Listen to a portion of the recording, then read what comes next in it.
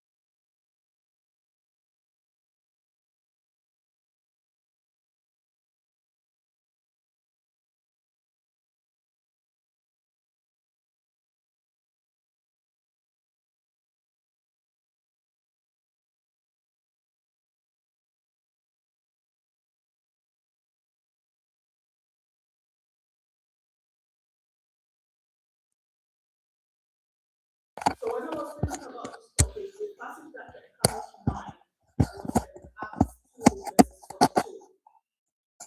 Acts 2, verses 42, which sort of describes the life of the early Christians in the church in Jerusalem.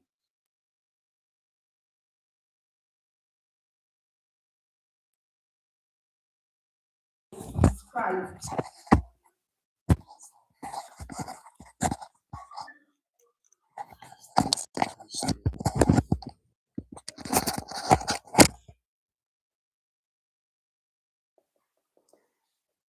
And there are some words that were used to describe them.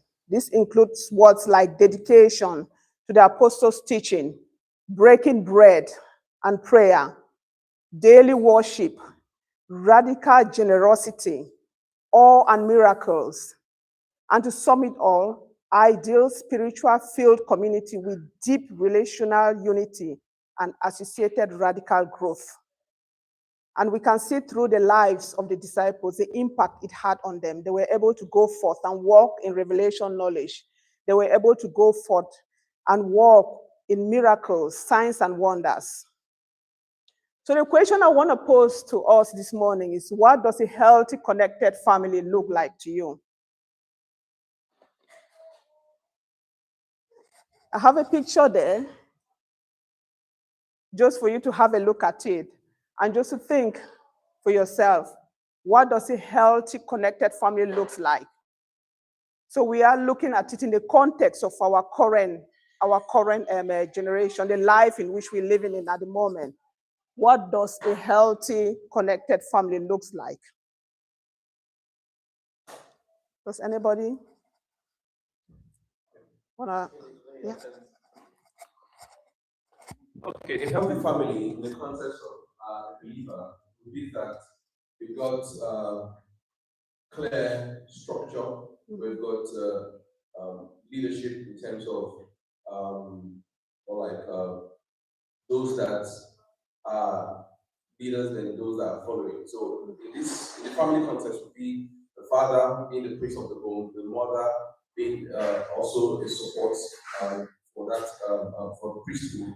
Then the children see them as a role model and they follow, the first type of mentorship to also help them create the future and the life that God has also designed them to have as a family.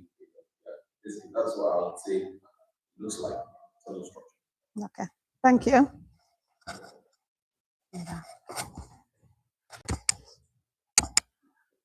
I think a healthy family will have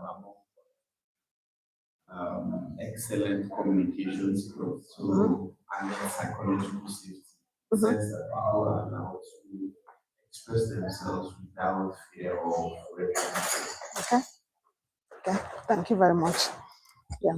So all the points you've raised are good points, and that it's God's own design of what a family should look like. But as like you can see on that picture, that is the reality of our present age. That is the sort of family we're living in the present age, where we are living together, but not living together. And that is where my focus is going to be on this morning, about how to rebuild, how to reconnect the family to its origin, the way God intended it to be. So my question as well, I have another question. What competes for attention in your home? What are the sort of things that competes for attention in your home? That stops your family from being the design that God originally intended to be? What are sort of the things that competes for your attention at home? Good, true. Any others?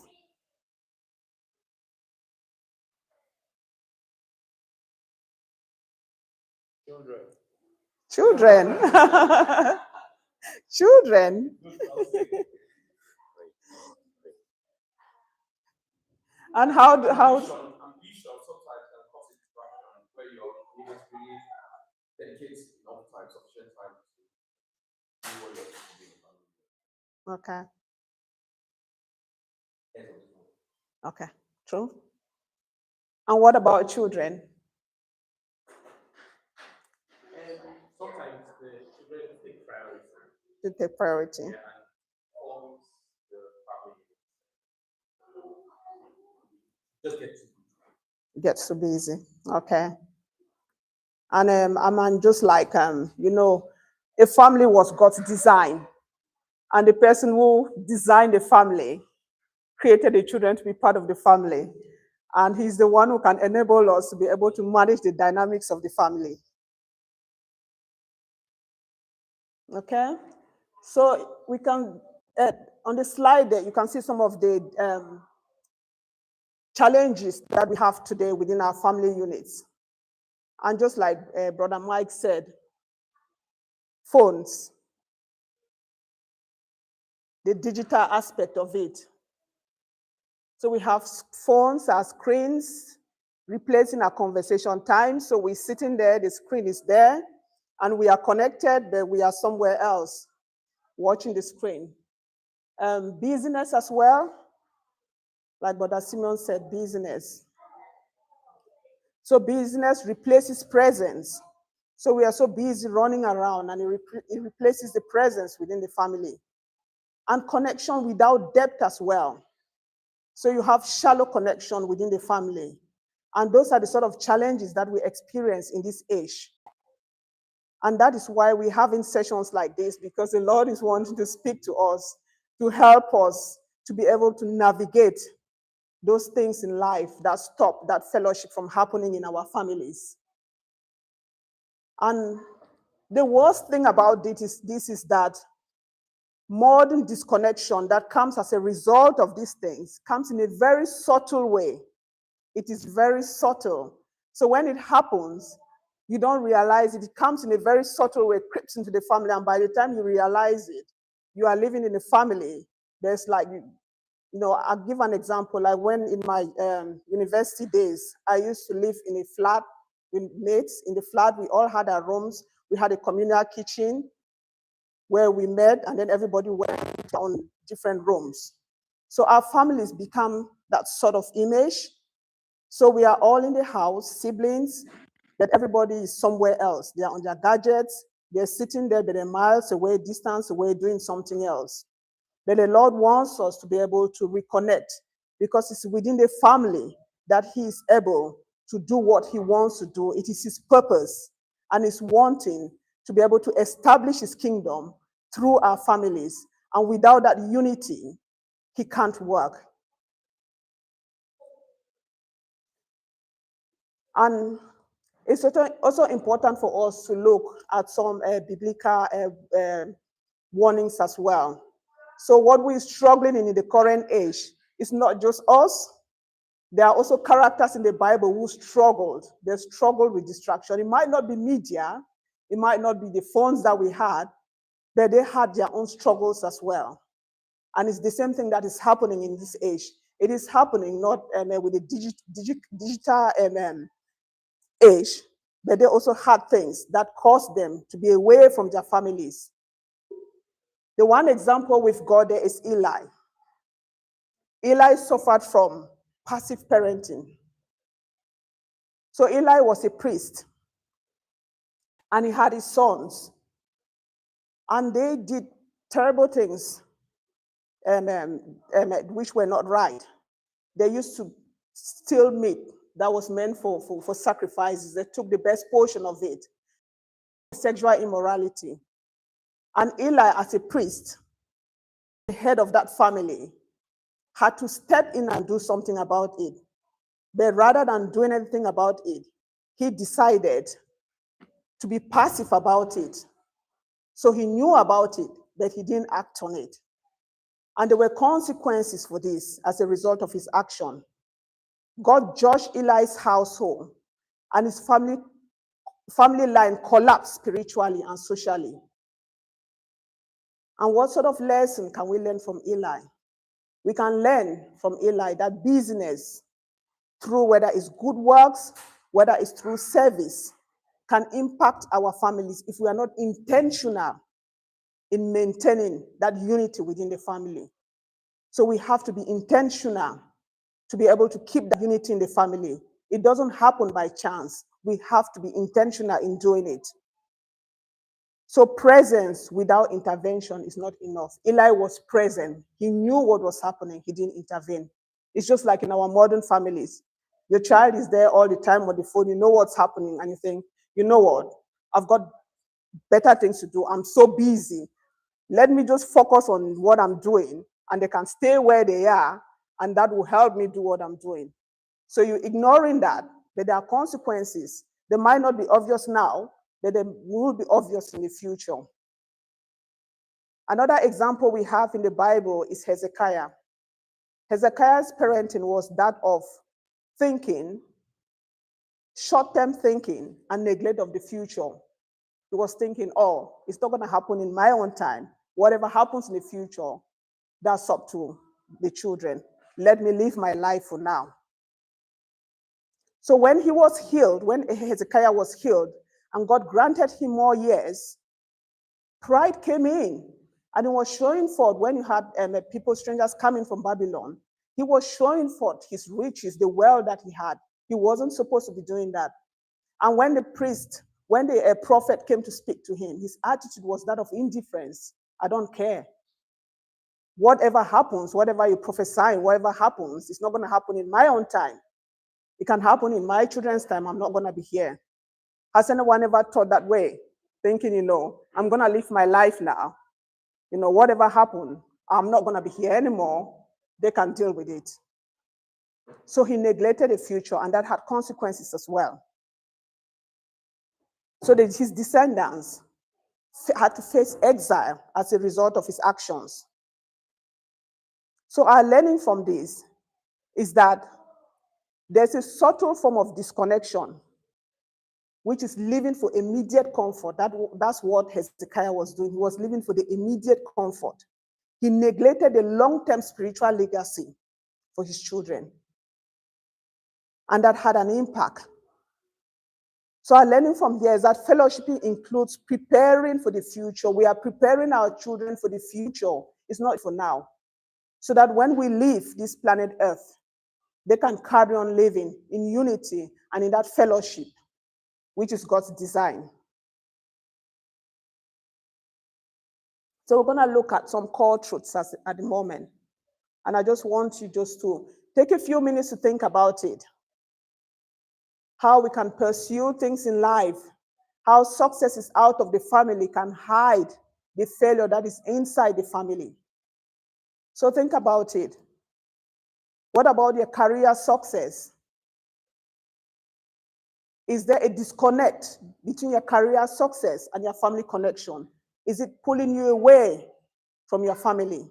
Is it causing that disunity? What about your activity and your relationships, the things that we do? Are we so busy doing so many things, which they may sound good, they may look good, but how is that impacting our families? Is it causing some sort of disconnect in our families? So it's something that is worth thinking about and reflecting on. So going on from here, how do we look to rebuild this fellowship? How do we look to rebuild fellowship within our families? So the first thing here, I've got 3 cores for restoration. The first being presence. Attention is an expression of love. Attention is an expression of love.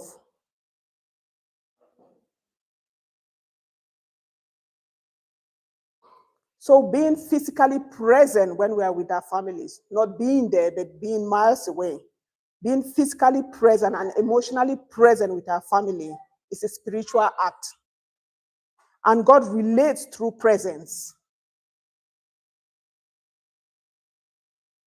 So being physically present and emotionally present is very important.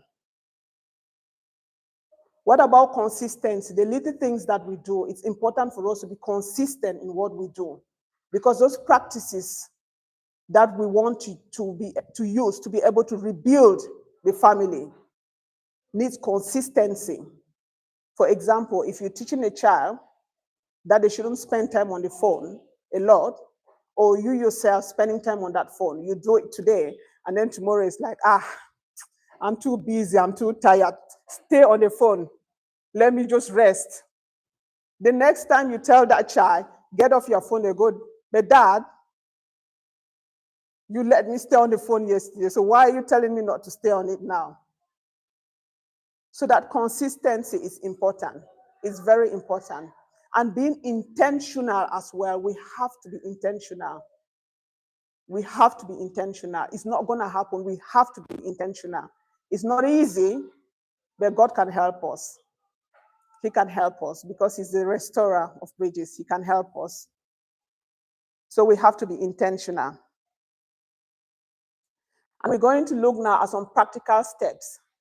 And what I would want us to do is to see how we can take some of these practical steps to implement them in our family times, whether it's relationships with our partners and with our children. How we can use those practical steps as a way of rebuilding that fellowship time with our family. So the first one is how to reclaim time and attention. Example, just like we've been talking about our phones in this digital age. What about not having no phones at meals? It's not easy. I know I've tried that in my family. You tried once, and then the next time somebody sneaks in with their phone, and you have to remind them, no phones. And then the next time somebody sneaks in. And we have to realize that they are the parents who are the role models. If you're telling your child, don't sit with your phone on the table, and you're sitting there with your phone on the table, and you tell them, I'm dad, no. I'm the authority in the family, and therefore you have to listen to me. The next time they're going to come with their phone and sit on the table because you're doing it. So it's not the talking, it's the doing, it's the role modeling. What about tech-free evenings and hours? What about devices out of their bedrooms? So those are some of the things that we can do. And just to re-emphasize again, it should be intentional. It will not happen accidentally. It has to be intentional. What about practicing a digital Sabbath? Have a digital Sabbath. 1 day or half a day weekly without screens. What about focusing on rest, on play, and connection with your family? Because this in a way, mirrors the biblical Sabbath. It helps to restore our soul. It helps to restore our relationships. What about building daily fellowship? Shared meals. At times with the busyness in life, it gets so difficult. The children are sitting there, they're tired, they want to go off to bed. That's probably still coming away, miles away. And at times we try to do those things and it's difficult. But like I've said, it's intentional. We have to be intentional about it, not just for us, but for our own children and for the future generation. Eating together regularly, asking meaningful questions, enjoy storytelling. I remember when I was growing up, most of our family time was spent not watching social media. I mean, we didn't have phones in those days. But what used to happen is we used to sit together as a family, we'll tell stories, we'll play games, we spend time praying. And I can assure you that those little acts, small acts, is what has made me who I am today. Because even now, I'm still able to connect with my siblings. We still come together, although it's over social media. But those little things that my parents taught us when we're little, not just teaching us, but acting, we're living it out. This day, even today, my family, my siblings, we still come together. We come together over social media. We have meetings together. We have our differences, but the differences does not stop us from doing that.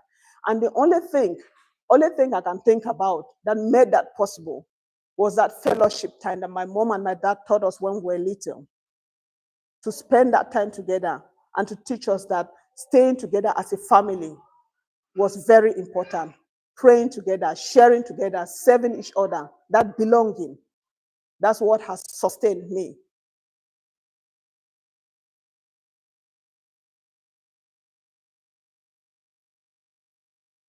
Other practical steps include intentional conversations. So how about when a child walks in from school? All you go is, how was your day? And then you walk off. What about being intentional about that? What about asking them, what made you feel happy today? Sit them down, have a proper conversation with them. What challenged you? Where did you see God at work? It's something you want to do, but it has to be intentional. You can sit down and have even just a few minutes. Just that few minutes with them is going to make so much difference in their lives. What about scripture reading? Praying together. Gratitude sharing. When they do something right, or even when they don't do something right, praise them. And one of the most important one is modeling as well, especially in this tech age. Modeling. Because children learn by doing, not by you telling them. If you tell them something and you don't do them, they're not going to learn. So you have to model it for them to be able to learn it.